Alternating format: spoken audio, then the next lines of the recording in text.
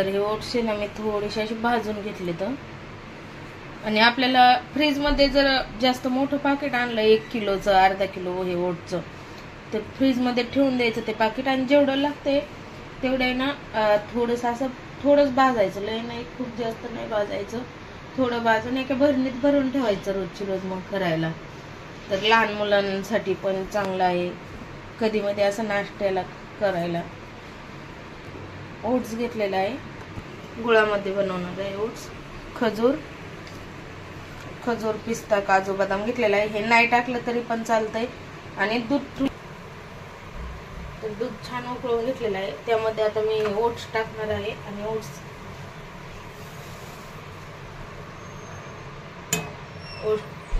टाकून घेतलेले आहे.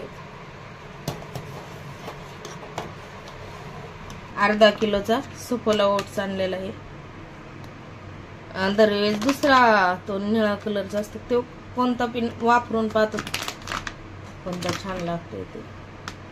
तूप टाकून घेते, ते फ्रीज मध्ये ठेवल्यामुळे घट्ट झालेला आहे. 2 चमचे तूप टाकलेलं आहे. आवडीनुसार हे करू शकता, किंवा नुसतं मग आहे ना पाणी उकळलं का त्यामध्ये थोडेसे ओट्स भाजून त्यामध्ये टाकायचे, आणि थोडीशी साखर हे काहीच नसलं टाकायचं तर थोडेसे मग गूळ टाकायचा आणि खायचं. खजूर कट करून घेते अशी.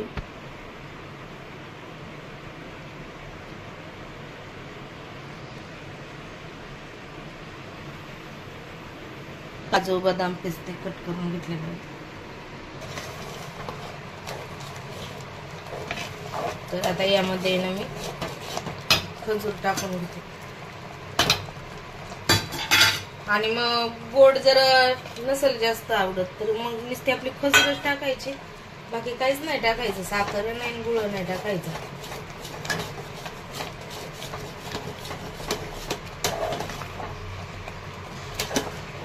तर विलायची पावडर टाकते थोडीशी, विलायची पावडर 2च घेत आहे, कारण मी खजूर जास्त टाकलेले आहे. तर गोडला आहे ना 2च टाकते, कारण गोड होईल.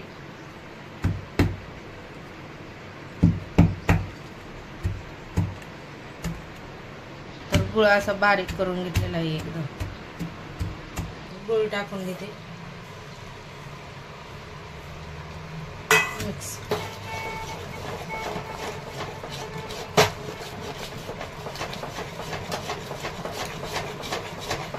लहान मुलांना असं पौष्टिक आहार दिला, जर दूध नसेल आवडत तर पाण्यात हे असं करून द्यायचं आणि चारायचं.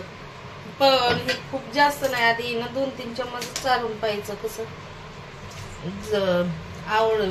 कोण उलटी करते तर कोणाला आवडत नाही, थोडंच करून घालायचं, खूप जास्त नाही. तर ही खाण्यासाठी आता तयार आहे, पाहू शकता. गरमागरम असं खाण्यासाठी तयार आहे.